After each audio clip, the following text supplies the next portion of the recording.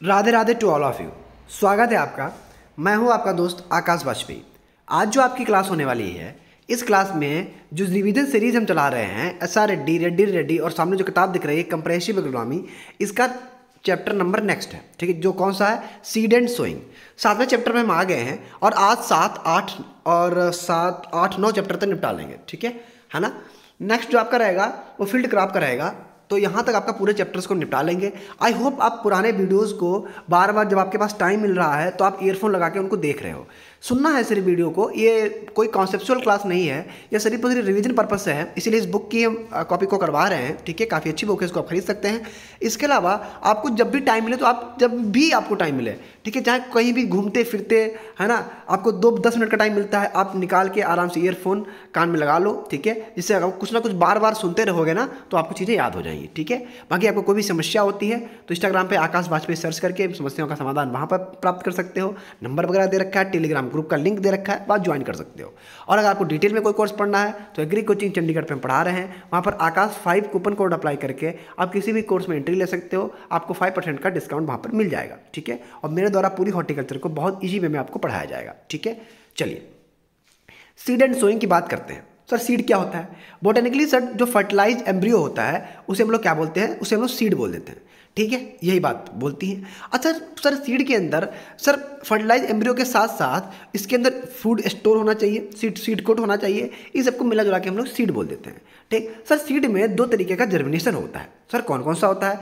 एक तो होता है इपीजियल जर्मिनेशन, ठीक है, इपीजियल, और एक होता है हाइपोजियल। सर इपीजियल हाइपोजियल क्या होता है? जैसे मान लो ये सीड है, अब इस सीड में जो ऊपर वाला जो पार्ट निकला था, ये पार्ट पहले ज़मीन के अंदर गया, फिर ये ज़मीन के बाहर आया। ज़मीन के बाहर जो आया, पहले ज़मीन के अंदर गया, फिर ज़मीन के बाहर आ गया। तो ऐसी कंडीशन क्या है? तो ऐसी कंडीशन होती है सर, पहले ज़मीन के अंदर पहले गया ना, तो हाइपोजियल कंडीशन।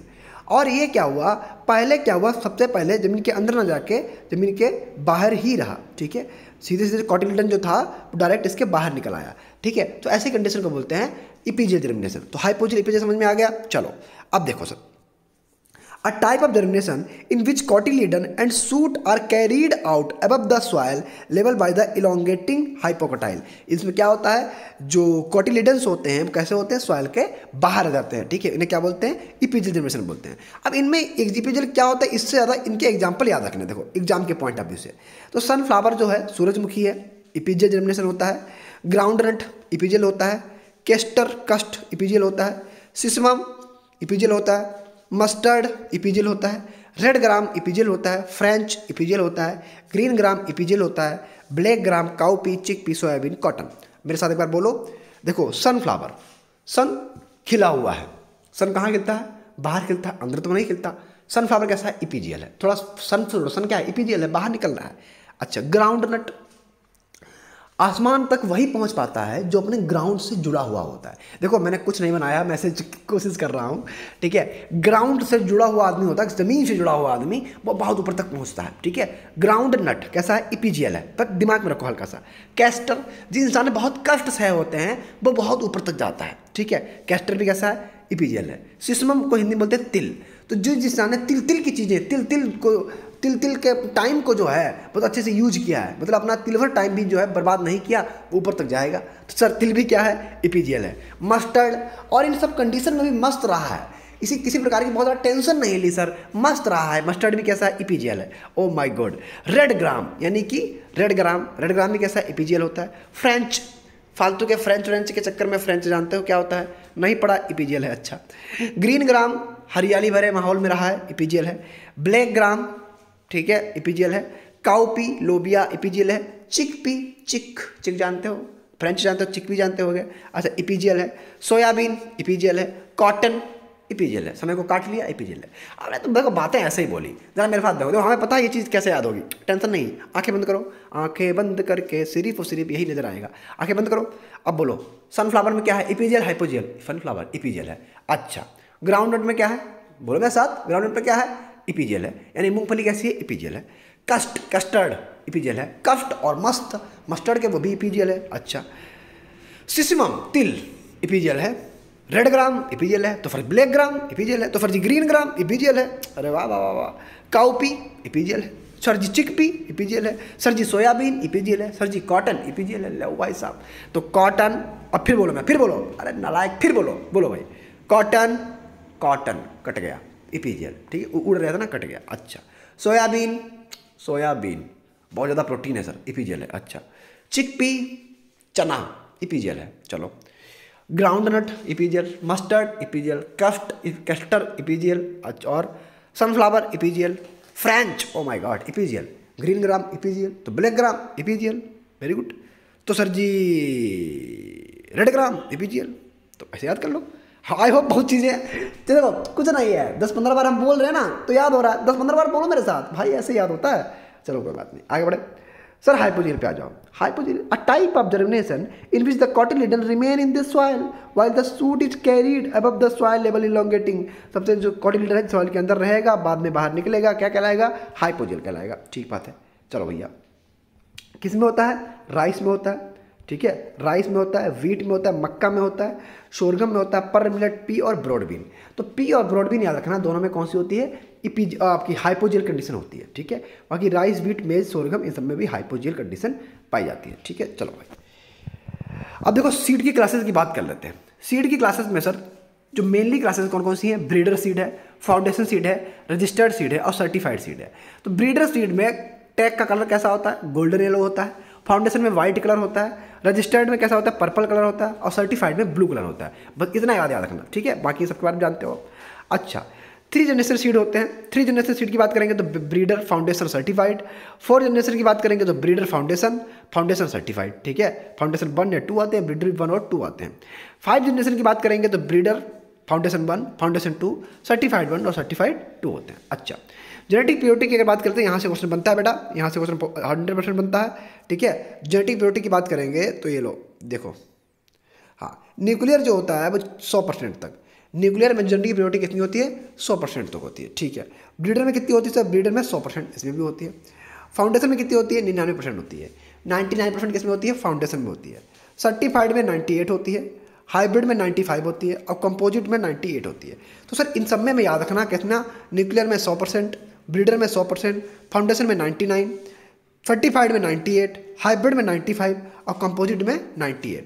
तो कंपोजिट में, सर्टिफाइड, फाउंडेशन में 99, बाकी हाइब्रिड में कितनी होती है? 95 होती है। तो ये बेसिक पॉइंट्स हैं, इनको जितना जल्दी जल्दी याद रखोगे उतना आराम से याद हो जाएगा, ठीक है। चलो आगे बढ़े। देखो अब बात करते हैं हाइब्रिडाइजेशन की। सर हाइब्रिडाइजेशन क्या होता है? जो दो डिफरेंट टाइप के जनरा होते हैं वो आपस में क्रॉस करेंगे, क्या कहलाएगा? हाइब्रिडाइजेशन कहलाएगा। बात खत्म। सर जो हाइब्रिडाइजेशन होता है, ये जो 2 इनब्रीड लाइन होती है इनके बीच होता है, ठीक बात है। अगर जो है हाइब्रिडाइजेशन 2 इनब्रीड लाइन के बीच होगा, क्या कहलाएगा? सिंगल क्रॉस कहलाएगा। अगर 2 सिंगल क्रॉस के बीच होगा, क्या कहलाएगा? डबल क्रॉस कहलाएगा। नहीं समझे, रुको, देखो 2 इनब्रीड लाइन के बीच अगर हुआ, क्या कहलाएगा? क्या कहलाएगा? Single cross. फिर अगर 2 सिंगल क्रॉस के बीच हुआ, क्या कहलाएगा? क्या कहलाएगा? डबल क्रॉस, ठीक है। और अगर क्रॉस ओपन पॉलिनेटेड वैरायटी और किसके बीच? ओपन पॉलिनेटेड वैरायटी और इनब्रीड लाइन के बीच हुआ, क्या कहलाएगा? टॉप क्रॉस कहलाएगा, ठीक है। और अगर यही cross single cross into inbreed line के बीच हुआ, क्या कहलाएगा? 3 वे क्रॉस कहलाएगा। बस ये बात आपको समझनी है, सामने लिखा हुआ एक स्क्रीनशॉट भी ले सकते हो। रिमूवल ऑफ टाइप प्लांट को क्या बोलते हैं? रॉगिंग बोल देते हैं, ठीक है। चलो, ब्रीडर सीड का कलर हमने बता ही दिया आपको, आगे बढ़ते हैं। क्रॉस आइसोलेशन डिस्टेंस की बात करेंगे तो अगर 0 से 10% क्रॉस पॉलिनेशन हो रहा है तो आइसोलेशन डिस्टेंस 100 से 200 मीटर तक रखो। 11 से 25 हो रहा है 200 से 300 मीटर रखो। 26 से 50 हो रहा है 300 500 रखो। तो इसको पेशेंस से अगर देखोगे तो सर इसमें कितना बढ़ रहा है? 100 का डिफरेंस बढ़ता हुआ जा रहा है। कहीं पर 200 बढ़ रहा है तो कहीं पर पूरा 1500 बढ़ रहा है। कैसे? 0 से 10, 11 से 25, 26 से 50, 51 से 75, 76 से 100, ठीक है। इसको एक बार पढ़ सकते हो।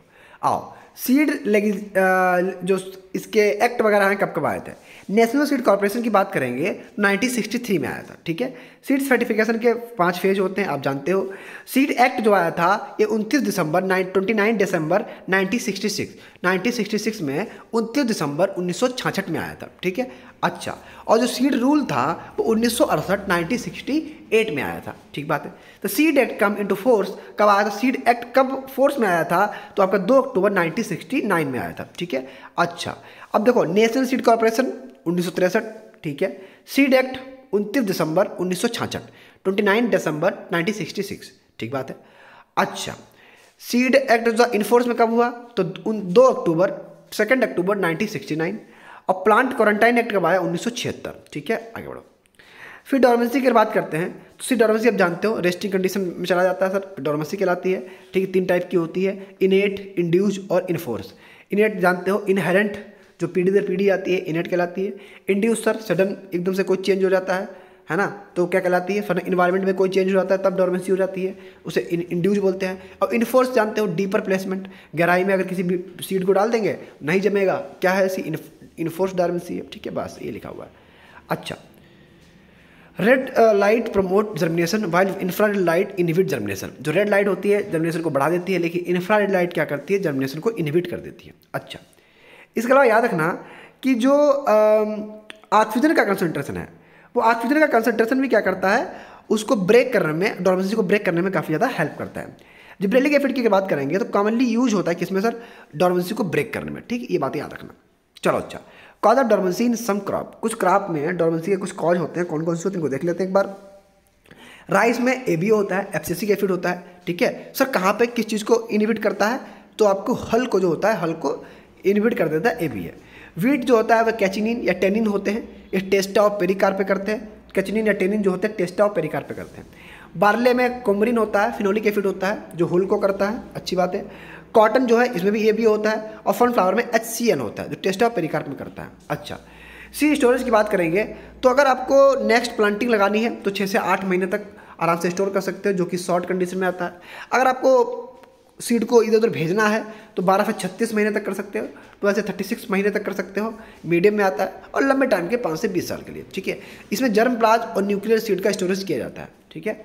अच्छा, हैरिंगटन थंब रूल क्या है सर, हैरिंगटन थंब रूल ये है कि क्या करेंगे, अगर आप 1% मॉइस्चर को इब्री डिक्रीज 1% मॉइस्चर इसमें कम हो जाएगा, तो लाइफ जो सीड की है, ठीक है, वो भी कितनी हो जाएगी, सीड की लाइफ कितनी डबल हो जाएगी। 1% मॉइस्चर कम करने पर सीड की लाइफ डबल हो जाएगी। लेकिन ये जो मॉइस्चर का परसेंटेज है ये 5 से 14% तक ही माना जाएगा, ऊपर नीचे नहीं माना जाएगा, 5 से 14 के बीच वेरी करेगा। अच्छा, और इसके अलावा क्या था, every decrease 5 degree Celsius in storage, storage में 5 डिग्री टेम्परेचर को गिराने पर क्या होता है, तो लाइफ ऑफ सीड डबल, ठीक है। और ये कंडीशन जो है 0 से 50 तक वेरी करती है। चलो, सीड रिप्लेसमेंट रेशियो क्या होता है तो आप जानते हो, एक बार आपको शॉर्ट वीडियो के माध्यम से समझाया गया था, ठीक है।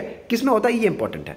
राइस में सीड मल्टीप्लिकेशन रेशियो जो होता है वो अब कितना होता है सर, सीड मल्टीप्लिकेशन जो रेशियो होता है वो 1 से 80 होता है, 1:80 होता है। वीट में 1:20 होता है, ठीक है। मक्का में 1:100 होता है, और 1:80 भी मक्का की जो नॉर्मल वैराइटीज इसमें होता है। हाइब्रिड में 1:100 होता है, ठीक है। तो वो बोरिंग चीज़ है, लेकिन थोड़ा सा पेशेंस बना के बैठो, इसलिए छोटे छोटे वीडियो 10-10 मिनट की वीडियो ला रहे हैं ताकि कंप्लीट कर लें, ठीक है। चलो, इसके अलावा देखो sir, green gram chickpea pea इन सब में 1:10 होता है, ठीक है। तो ग्रीन ग्राम चिकपी है 1:10 रहेगा ही रहेगा। अच्छा, इसके अलावा देखो सर, ग्राउंड नट में 1:8 होता है, और कॉटन में 1:50 होता है, ठीक है। इसका भी स्क्रीनशॉट ले सकते हो, और नहीं तो इस चीज़ को बार बार रिपीट करके पढ़ना। राइस में कितना होता है 1:80, वीट में 1:20, मेज में हाइब्रिड है तो 100, और अगर नॉर्मल है तो 80, ठीक है। चिकपी, ग्राउंड नट, सॉरी ग्राम, चिकपी और मटर, इन दोनों में तीनों में कितना होता है 1:10 होता है।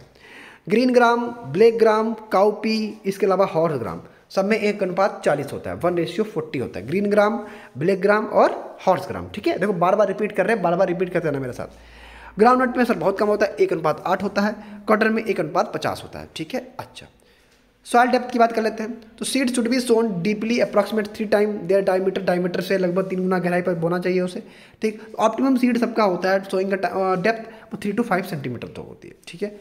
अच्छा, पल्सर जो है ड्राइंग सीड्स में आराम से स्लो ड्राइंग होती है। अच्छा, seed require red colour, germination is called photochrome seed, ऐसे सीड जिनको जर्मिनेशन के लिए भैया लाल प्रकाश चाहिए फोटोक्रोम सीड कहलाएंगे।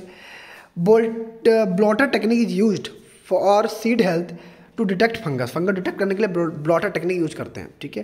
Critical traces for seed germination 1 से 2 होता है। और सेंट्रल सीड टेस्टिंग लेबोरेटरी कहाँ पे है? वाराणसी में है। ठीक बात है।